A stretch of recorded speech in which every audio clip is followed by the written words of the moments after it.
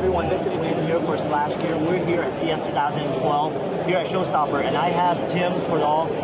Tim is the Vice President of WIMM, and he's going to talk, we're just going to have a dialogue about the category of smartwatches and whatnot. So I'll lead off with a question, do you think 2012 is the year of wearable smartwatches? And where are we going with that? I think it's the year of wearable technology. I think smartwatches are one in a category that's much broader than that. But the idea that people will start carrying technology closer to their body and attached to their body, so it's omnipresent and glanceable, absolutely. We're seeing a whole lot of entries to your point in smartwatches, from the basis stuff is sort of, it's attached to the body, it's a health monitoring device.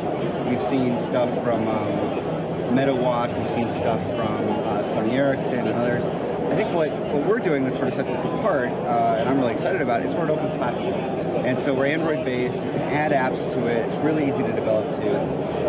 And we're taking it in this model which is licensing with big brands. So if you're interested in a smartphone companion, later this year you'll be able to buy a WIMM branded product from a mobile operator that has features to talk to your mobile phone, caller ID, SMS, previews, lost phone warnings, pushing alerts, things like that. If you're an athlete, you might end up buying one from a sports company that allows you to track your run, sync it up to the web, and get reminders when you need to work out or when you need to get moving.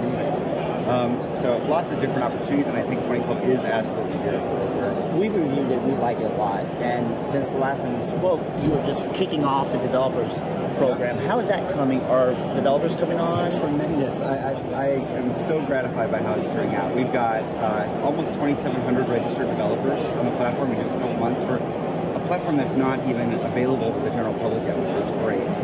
They've been submitting applications. We're working on our app store. We have a beta of it now for internal testing. And so you'll be able to go to a website and pick the apps you want. They'll be delivered OTA to your WIMM module. We've got a few dozen in-house already. And we're working very actively with developers to make sure this first product batch is as good as it can to really show off the platform. That points to an interesting thing. Creating an app for a device like ours, this 1-inch display, is a different exercise than creating a smartphone app. So what we call the micro applications, in fact, and that's to help both consumers and developers think about it in a different way, that it's not a full-fledged app that you might use on a PC or a lighter weight one that you use on a phone. You have to rethink it because you don't want to jam everything from your smartphone app into the wrist, right? People love the smartphone. We're not trying to replace that.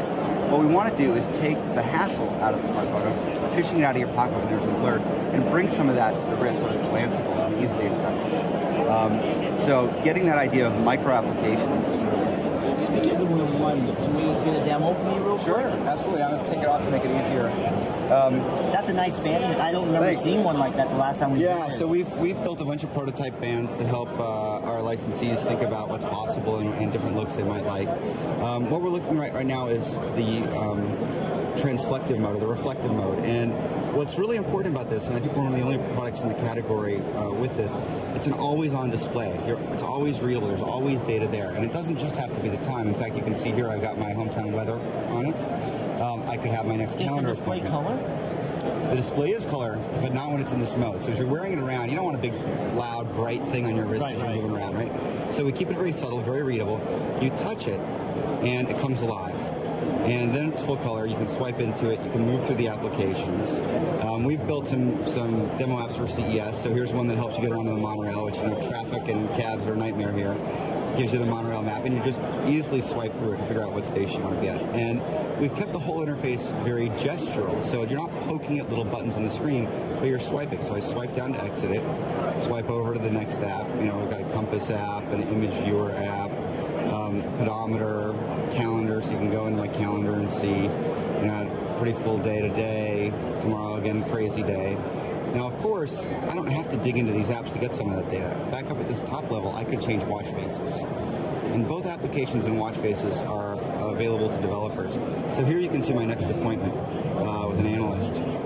But I can go and change this to any watch face I want. And I'm excited about seeing some of the new watch faces that are coming out. People are doing creative things. There's the sort of more geeky binary watch faces that are coming out. There's the really lax, like it's 5:30-ish watch face that we've seen come out.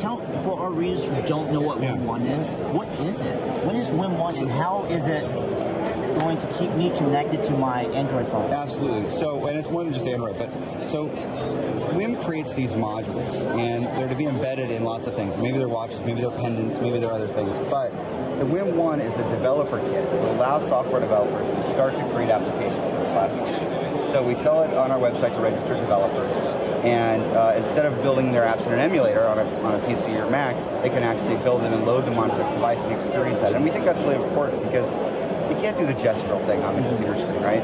You can't really walk around with it as easily and understand day to day what it's like to glance at it. And so the WIMM 1 allows them to do that. We may start opening up the WIMM 1 to consumers a little bit, but we really want to reserve most of our consumer push for our licensees. And for our readers who are geeky and want to know about spec, can you give us a rundown on what the specs are on the WIMM 1? So the WIMM module, which comes with the WIMM 1 as well as a strap and a charger and things.